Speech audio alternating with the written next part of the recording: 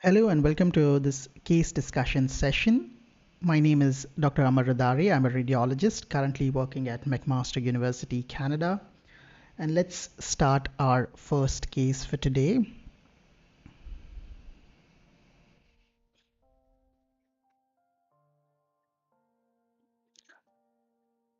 So how this works is that I'll share 10 spot radiology board review cases which will help you prepare for the FRCR, your MD, DNB, or EDiR or ABR core exams.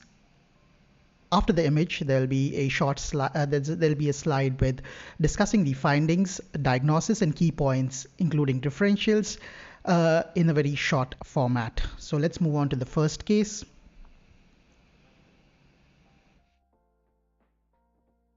So this is your first case.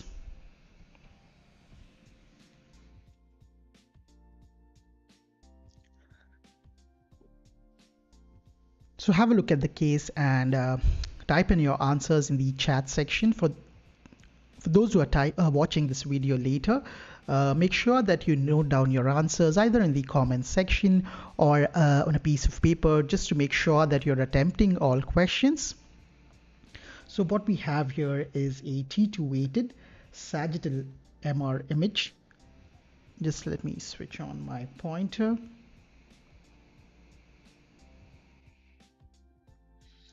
So what we have is a sagittal T2 weighted MR image. What we see here is there are multi-level degenerative changes, but apart from that, there's this T2 dark signal which is posterior to the vertebrae. So this is the case of ossified posterior longitudinal ligament, as Bina and Dr. Deepika have rightly pointed out. So let's move on to the explanation. So what we saw is this T2 dark line posterior to the vertebrae, which is the thickened and calcified posterior longitudinal ligament. This was initially described in Japan and is thought to be more prevalent in Japan due to the high salt and low meat diet. Most common location is cervical spine, and it's associated with other degenerative disorders in the spine, such as DISH, as someone had pointed out. But in DISH, the calcification would be along the anterior aspect of the vertebral bodies. So Sandra, this would not be DISH. In DISH, the calcification would be along the anterior aspect of the vertebral bodies in a flowing form when more than 4 vertebrae are involved. It is known as DISH. But the calcification here is more posterior, and what you see is that that calcification, along with ligamentum flavum hypertrophy, is causing significant narrowing of the cervical spinal canal, and there is some cord signal. The treatment in this case is surgical, and the response is favorable in up to 70% of cases. Moving on to the next case.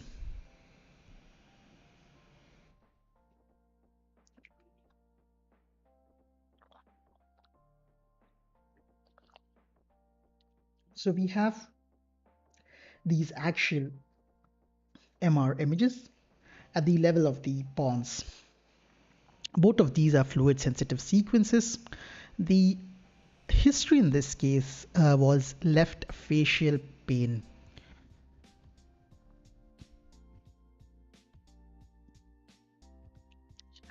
So left facial pain, the facial area is supplied by the trigeminal nerve. So I would like to look in the region, I would like you to look in the region of the trigeminal nerves. Is there something that could explain the patient's symptoms? So persistent trigeminal artery is a good differential. Unfortunately, that was not the answer in this case.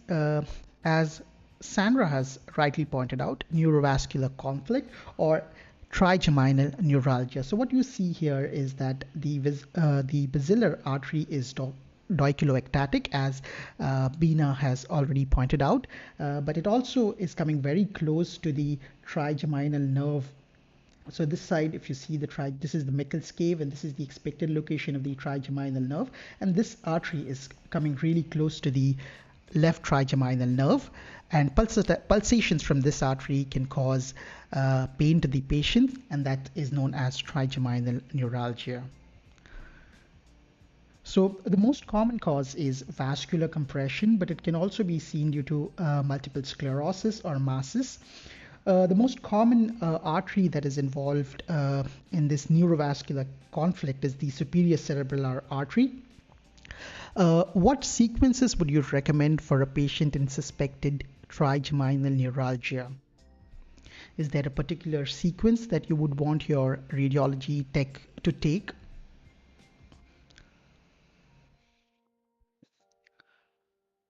So right, so Fiesta or CIS sequence, as it is called in some scanners. So what this sequence is a fluid sensitive sequence, and you can take very thin sections just to see if there is a vascular loop which is coming close to the trigeminal artery. Although you may see this incidentally in a lot of patients who are asymptomatic, who do not have facial pains. Often you will see multiple vascular loops close to the trigeminal artery.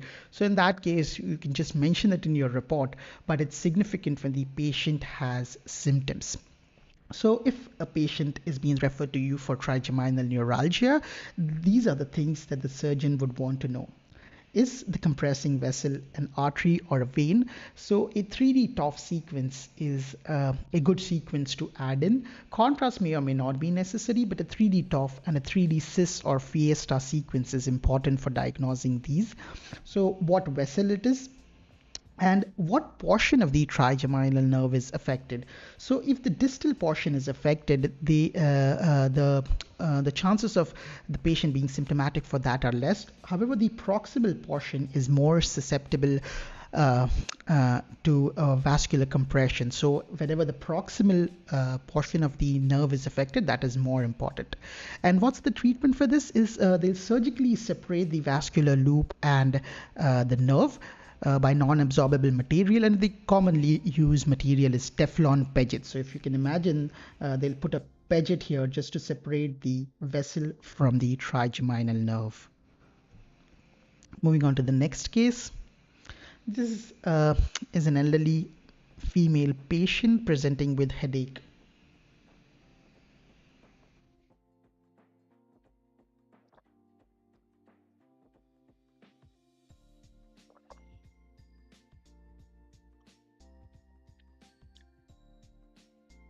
So we have MR axial images, pre-contrast and post-contrast images. What we see here is a T2 fairly hyperintense lesion with a few iso to hypointense areas. On T1, the lesion is, say, iso to hypointense, and on post-contrast, there is homogeneous enhancement with a dural tail, few non-enhancing areas. There's moderate amount of perilesional edema, and there is midline shift to the left. So, as most of you have pointed out, this is a case of a meningioma. So meningioma we have discussed in detail, homogeneously enhancing lesions. There are multiple signs that we have that have been described. So what we can do is you can go back to our previous lectures where we have discussed these in details. So this is a young patient who is presenting with back pain. We have sagittal and axial, sagittal, coronal and axial MR images.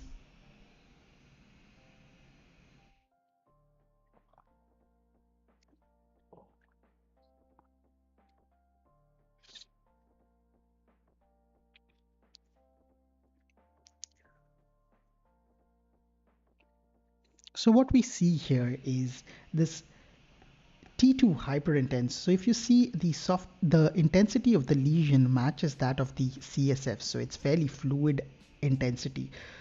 Fluid intensity pre and paravertebral soft tissue, which has a lobulated appearance. There is a mild right pleural effusion. This prevertebral soft tissue is causing scalloping involving the anterior aspect of multiple vertebral bodies. There are a few T2 hyperintense foci in the vertebrae. An important thing to note here is that the disc spaces are maintained. So, as most of you have rightly pointed out, this is spinal tuberculosis, which is also known as Pott's spine. So, it's known as Pott's spine because it's named after the person who described it first. So tuberculosis, we can talk at length on it, so it's difficult to cover the entire topic. So, but we'll go over the important features of spinal tuberculosis. So, as all of you have rightly mentioned out, spinal tuberculosis is also known as Pott's disease. Cervical Pott was the person who described it first. So Pott's disease, that's Pott's disease. Most common location for involvement is thoracolumbar junction. And the most common form of involvement is spondylodiscitis, where you will see two adjacent vertebral bodies are involved with narrowing of the disc space, and at times you can see discal fluid or abscess, and commonly there'll be pre or paravertebral soft tissue. In the discovertebral form, it is difficult to distinguish it from pyogenic spondylodiscitis, but this form of tuberculosis, that is the subligamentous spread, that is very typical of tuberculosis. So if you see, the disease starts in the anterior aspect of the vertebral bodies, and instead of going into the disc, it goes beneath the ligament. So if you see this T2 dark structure, this is the anterior longitudinal ligament, which has been raised up by the fluid collection or abscess. So common pre and paravertebral soft tissues, psoas abscesses. So these are common findings of in cases of Pott's spine. And additionally, in this patient, there was also some right pleural effusion, which can be reactive or secondary to involvement of the lung. So the other causes. So what are the other causes of vertebral scalloping that are important to remember? So tuberculosis with subligamentous spread is an important cause of anterior vertebral scalloping. So what are the other two important causes of anterior vertebral scalloping that you should remember?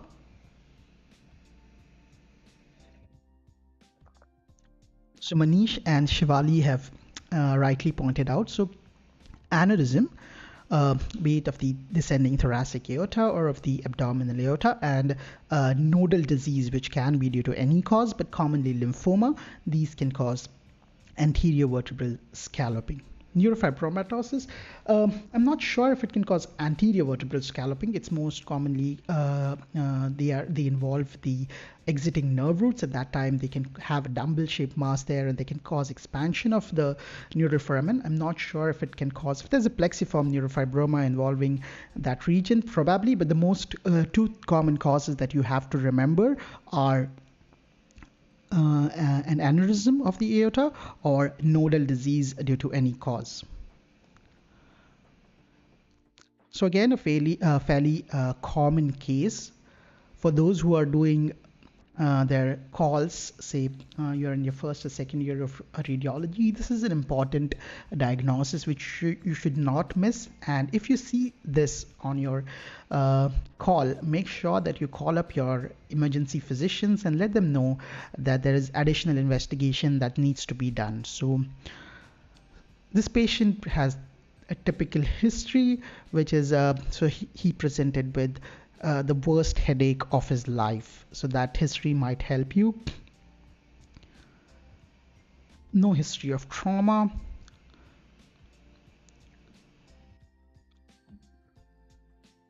So hypertension bleed is a good differential, but this was a fairly young patient and there was no history of hypertension. Look at the distribution of the hemorrhage. That is a clue towards the diagnosis. So this was a case of aneurysmal rupture and subarachnoid hemorrhage. Considering the distribution, so if you see the distribution of hemorrhage around, which is centered around predominantly around the left sylvian fissure, the cause of bleeding in this case was suspected to be a left MCA aneurysm rupture. So depending on where the subarachnoid hemorrhage is, you can point towards a likely cause, and make sure that if you see subarachnoid hemorrhage in a patient and there's no history of trauma, you'd call up the physician and let them know that this patient needs a CT angiography to rule out an underlying aneurysmal rupture. So we've discussed subarachnoid hemorrhage in our recent talk, but we'll go over it once again. So that was diagnosis: left MCA hemorrhage, left MCA SAH hemorrhage. The typical history is that of thunderclap headache. Clinical grading is by the Hunt and Hess scale. On CT, there is a grading system that you should be aware of. So what is that grading system? So what is the grading system which you can use to grade subarachnoid hemorrhage on CT? You may not remember the exact all the criteria of the system. You can always look it up, but just remember on the back of the mind that there is this grading system, and the important things that you need to report is the thickness of the subarachnoid hemorrhage and whether there is intraventricular or intraparenchymal extension. So right, so Manish, Dr. Mohammed, and Shramona have rightly pointed out. So modified Fisher scale is the scale used for grading of subarachnoid hemorrhage. And coming on to the location and cause of hemorrhage, so if the lesion if the hemorrhage involves the interhemispheric fissure, the most common location would be the most common cause would be the anterior communicating artery. In the sylvial fissures, most commonly it's the MCA. And if it's suprasellar cistern, then ICA or PCOM would be the most likely cause. In clinical practice, the most common locations are these two. So make sure that you call up your physicians and let them know that this patient needs an CT angio study. Moving on to the next case. So this is an incidental diagnosis. This patient presented with cough. So we have a frontal chest radiograph, a sagittal chest CT, and a coronal reformat of the CT.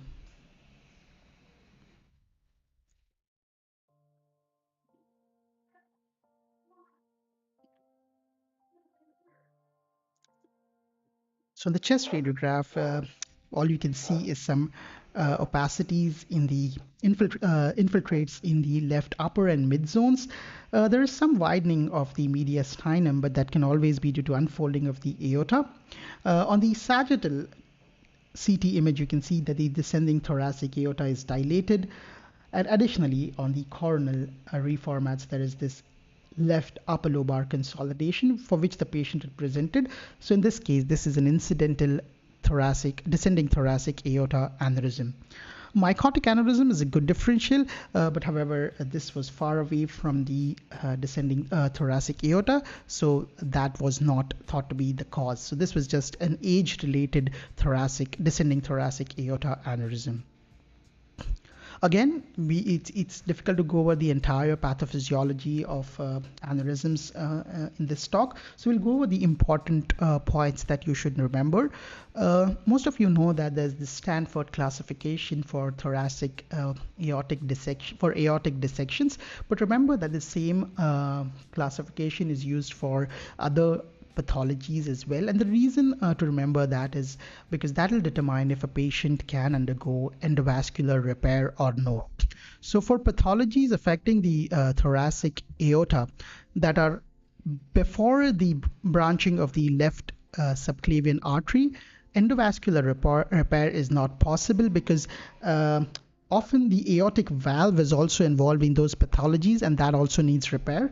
And there are critical vessels, which are the coronaries and great vessels in that region, which need to be handled more carefully, and endovascular repair may not be suitable. Stanford B is all pathologies which are after the branching of the left subclavian artery. So in those cases, endovascular surgery is suggested. When would you recommend, say, an endovascular or vascular consult for a thoracic aorta aneurysm? When the diameter is more than 5.5 centimeter, you would suggest that this person needs a vascular consult. Otherwise, this can be followed up. The other reasons for repair are rapidly expanding aneurysms, or in cases where the aneurysm is symptomatic due to any cause. Again, a very commonly seen case So this patient presented with stroke. He's a known hypertensive. What would be your differential? This is a non-contrast axial CT.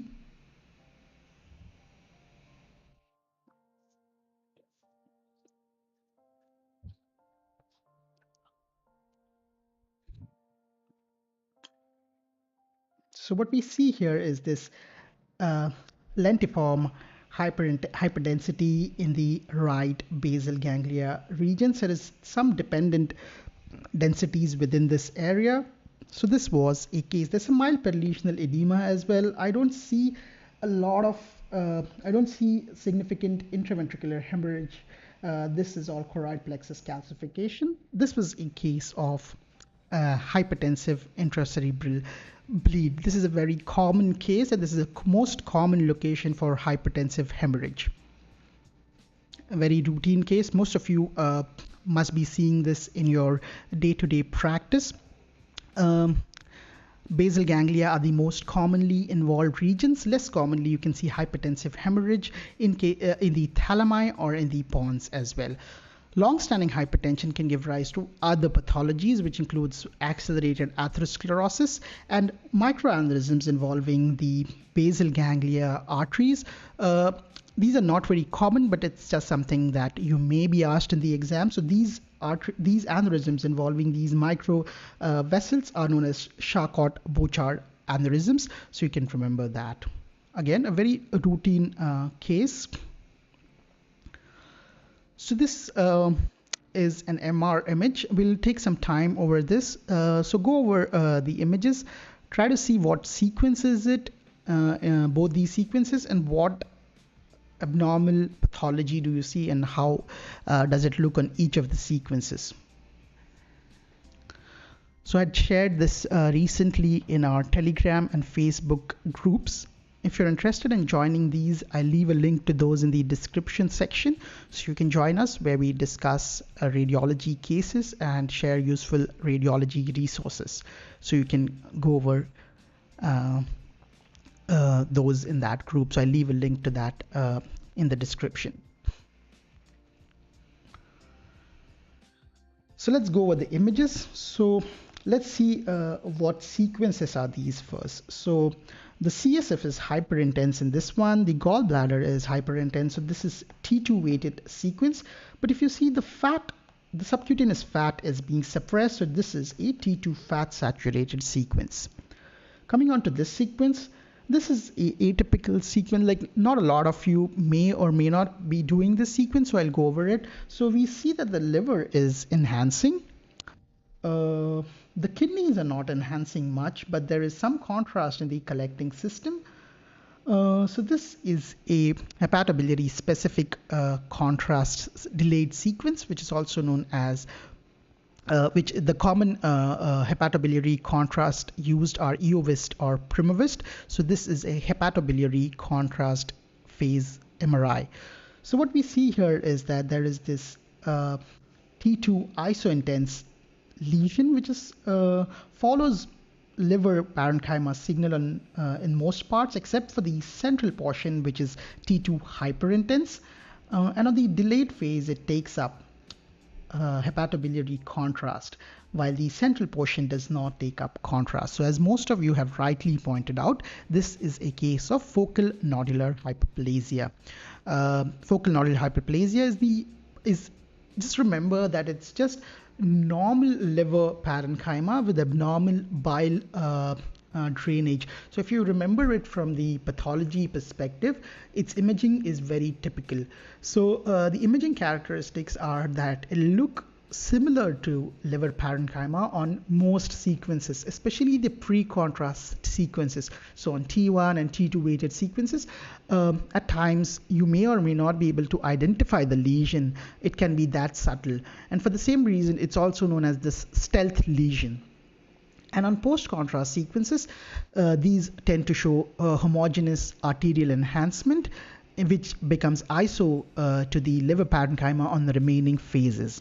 And as I told you, because it consists of liver parenchyma, it'll take up hepatobiliary contrast as compared to other pathologies which are not hepatic in origin, say liver carcinomas, hemangiomas, they do not take up hepatobiliary contrast because that they do not have normal liver cells. So if you see a lesion which is not very well seen on the pre-contrast images, shows intense arterial enhancement, which again becomes homogeneous to the liver parenchyma and rest of the phases, FNH should be your first thought. And in cases where you're not very sure, and if your institute has this facility, you can do a hepatobiliary phase contrast to confirm the diagnosis.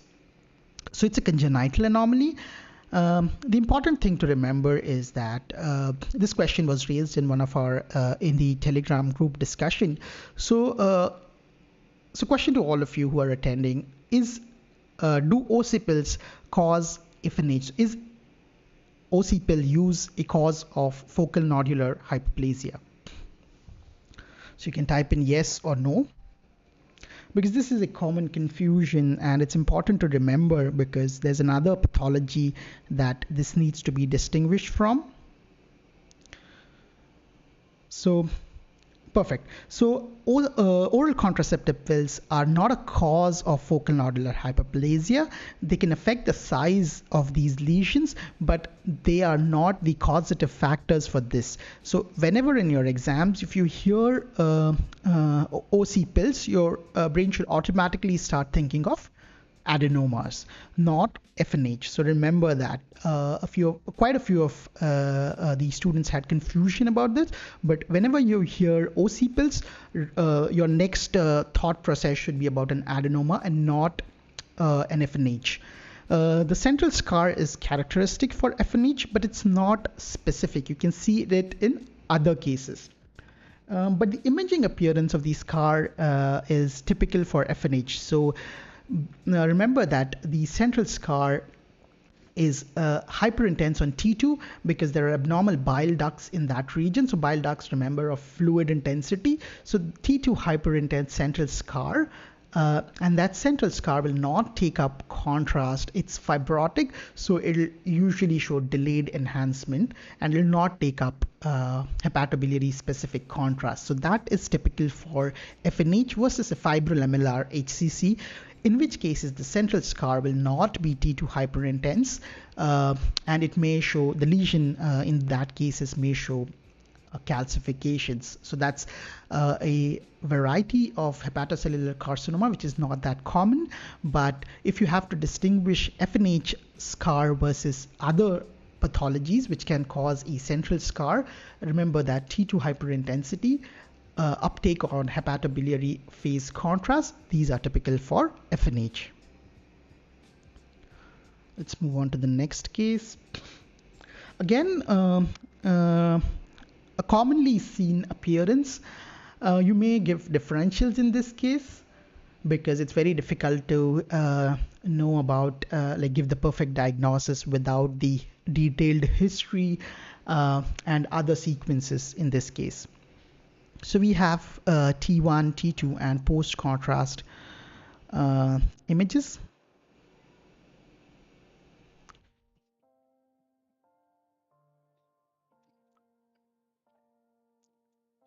So abscess. So the differentials, the answers that I'm getting in the chat are abscess, tuberculoma, cystic mets, glioma. So all of these are fair differentials, and we'll need further evaluation for each of these. But this was, so what, let's discuss the imaging. So what we see here is a cystic lesion in the right frontal lobe. We see multiple smaller lesions better appreciated on the post-contrast sequences.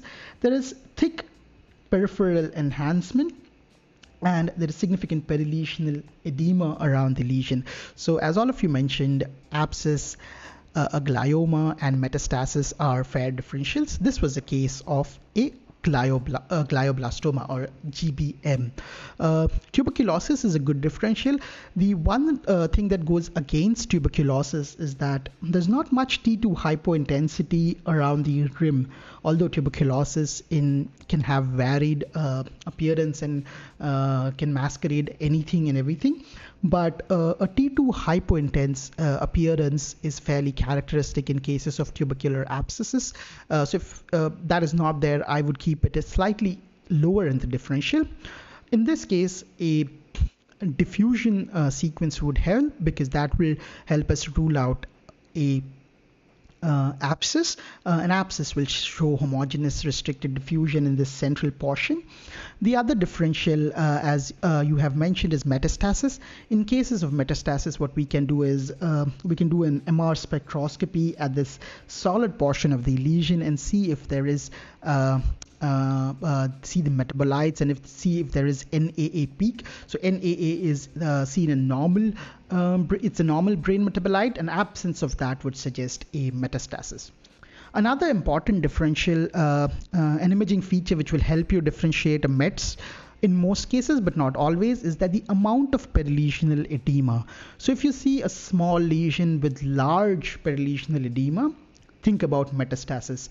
As we have discussed in our previous lecture, think of metastasis as an unwanted guest in your house. So if you have an unwanted guest, you'll have a lot of resistance towards it, and you'll try to drive that person out. So that's what the brain, that's not native brain tissue. So there'll be a lot of reactive changes, and the brain will try to push that lesion out, if you can put that analogy there. So metastases are associated with significant perilesional edema, and often more than the lesion itself, you'll see the perilesional edema.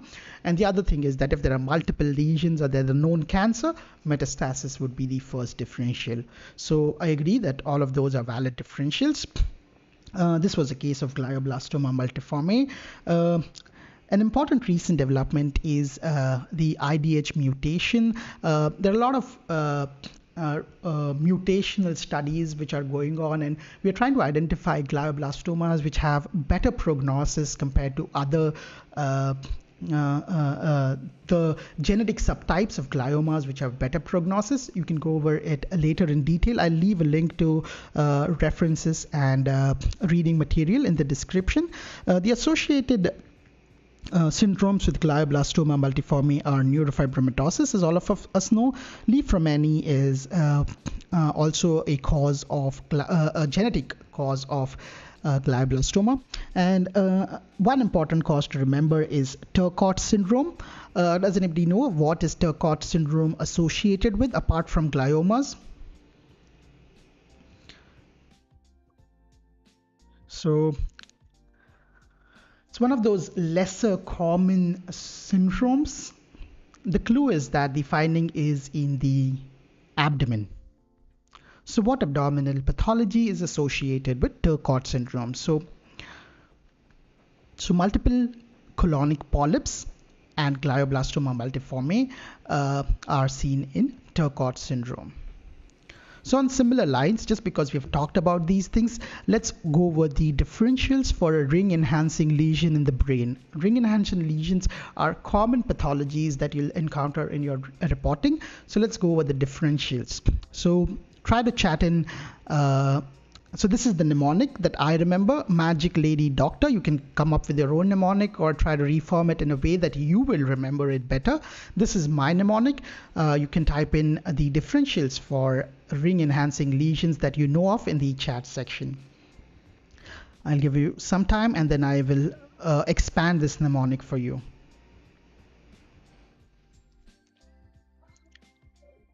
So M is for metastasis. As we described, there may be a history of known cancer, or there may be multiple lesion, extensive perilesional edema, brain abscess. In that case, you'll see DWI restriction. G is glioblastoma multiforme, glioblastoma or GBM. I is infarct. So remember that infarct in its subacute stage can give rise to a ring enhancing pattern, and that can mimic other lesions. In that cases, more commonly you'll not see a lot of mass effect. So that's one thing that can help differentiate a subacute infarct from from other causes of ring enhancing lesions. Other important things to remember are inflammation, which includes tuberculosis, neurocystic sarcosis. C is for a contusion. L is for lymphoma in cases of immunocompromised patients. In immunocompetent patients, lymphoma usually presents as solid, homogeneously enhancing lesions. D is for demyelination. Typically, tumefactive demyelination, you'll see an incomplete ring. And lastly is radiation or resolving hematoma. So hopefully that's a good revision for the causes of ring enhancing lesion. The mnemonic that I remember is Magic Lady Doctor, but you can remember it whatever mnemonic is convenient to you. Moving on to the last case for today, this was a middle-aged male patient presenting with knee pain. We have radiographs and a coronal non-fluid sensitive MR image. And make sure that you write the complete diagnosis in full form, because I myself have gone wrong just because I wanted to attempt this quickly. I have gone wrong in writing the full form. So whenever you're attempting mock tests, try to write the complete diagnosis so that whenever in the exam you get a similar case, you're not confused in the full form, and you don't go wrong there, which you might, like if you do that, you may feel stupid because you knew the diagnosis and in spite of that you couldn't get it right. So make sure that you get into the habit of writing the complete diagnosis. So what we see here is an expansile lytic lesion which reaches up to the subarticular aspect of the tibia, but there is no extension into the joint, and this is a skeletally mature patient.